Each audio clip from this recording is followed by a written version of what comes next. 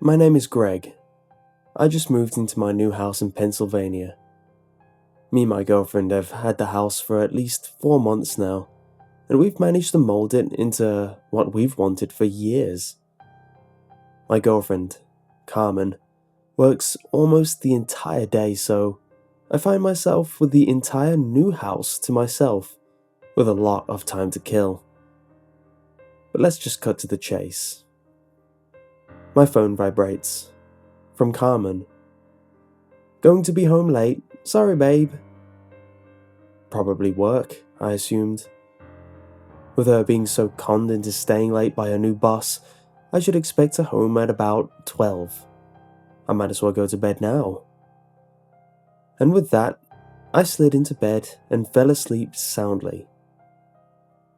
When Carmen wasn't home, I always felt insecure, like I wasn't safe. It was always a thing I had when no one was in the room, and before Carmen came into my life, I wondered how I even slept. But tonight was different. The pillow was just that more comfortable. The sheets were silkier, and the refreshing breeze coming from the bedroom window guided me to slumber. Slam! I awoke to the alarming sound of a window or door shutting. I gazed over at the clock, still half asleep. It read 10 o'clock, indicating that I hadn't gotten much sleep for one, and two, that Carmen couldn't be home this early. With that, I arose to see that my window, that was 3 or so inches cracked before, was now fully open, and the blinds had fallen onto the floor with a large gust of wind that now blew into the room. I got up, shut the window, and plopped back into bed and again quickly fell asleep. This time, I had dreamt that I was in the house. It was before we had bought it. It was bare and empty with no furniture or decorations. Me and Carmen went to check out all the rooms. The first room we looked at was the bedroom. The bedroom was bare like it would be in any newly bought house. Just as I had remembered, me and Carmen had lied down on the bed and agreed this was right for us. With a giggle or two, we got up and checked out the other rooms. We looked at the bathrooms, bedrooms, and everything else. And as soon as the tour was finished, we walked down the stairs and were escorted towards the door to leave. But just as we were departing, I said, "Oh wait, I was wondering if I could see the kitchen." The man replied with a puzzled face, "Oh no sir, we already have a resident there." Taking it as a joke, I asked, "Well, can I see it though?" And with haste, he showed us to the kitchen. I turned the corner and saw the darkened room. It stuck out against the rest of the house dramatically. It had a counter stained with darkened marks. The ceiling and corners were covered in what looked like black mold, and in the center was a huge scorch mark where our dining room table was at in reality. In disgust, I turned to Carmen. Carmen, with a straight face, said to me, "What's wrong? Don't you mind sharing?"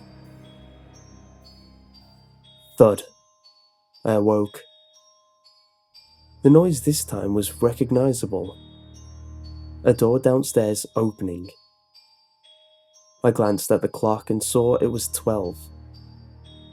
It was probably Carmen, so I slumped over and closed the window so she wouldn't ask about the curtains. All I wanted was sleep, and now that she was home, I hoped I would finally get some without noises waking me up constantly. I lay back and closed my eyes as I heard her walk up the stairs. When she reached the top of the stairs, there were no more footsteps heard. I wondered what she was doing and glanced up. I was surprised to see that someone twice as tall as Carmen was standing in the doorway, completely still. For a minute, I just stared, thinking of possibilities of why this person was in my doorway, and why it was not in fact Carmen who walked up the stairs. "Is she in the kitchen?" the person asked, now clearly a distinguished male. "Is she in the kitchen?" it repeated, and then left downstairs without making a single noise. I woke up again. It was a dream, I had realised. Glancing at the clock again, it was 12:30 still. I figured I must have dozed off as soon as Carmen walked in. I flailed my arm to the right to find that Carmen wasn't in bed. Then, the noise of a door opening and closing echoed through the home. Was Carmen home this time? I had to know for sure. I got up with caution and walked downstairs. The entire living room was pitch black, and I couldn't see a thing. I waltzed my way into the kitchen, and to my relief, the back door had blown open like my window. I fast walked over to the door and closed it. I turned to see the tall figure staring blankly at me. I jumped in fright as it said, "Is she in the kitchen?" I awoke to the same slam. Glancing at the clock, it was 10. Too early for Carmen to come home. This was the last time. All I wanted was sleep, and it was time I stopped this reoccurring dream. This time, I walked downstairs and to the fireplace. Even if we haven't used the fireplace since we've moved in, the fireplace poker was still about to get its use. I picked it up and got a good grasp on the wooden handle. Then, I walked towards the kitchen.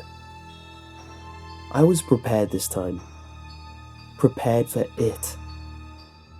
I turned the corner to see the figure in front of me. I swung and hit it directly in the head. Ready for a fight, I flipped the light switch to see my Carmen lying on the floor in a pool of crimson blood. I fell to my knees in agony as tears dripped down my face and onto her corpse. If only I knew.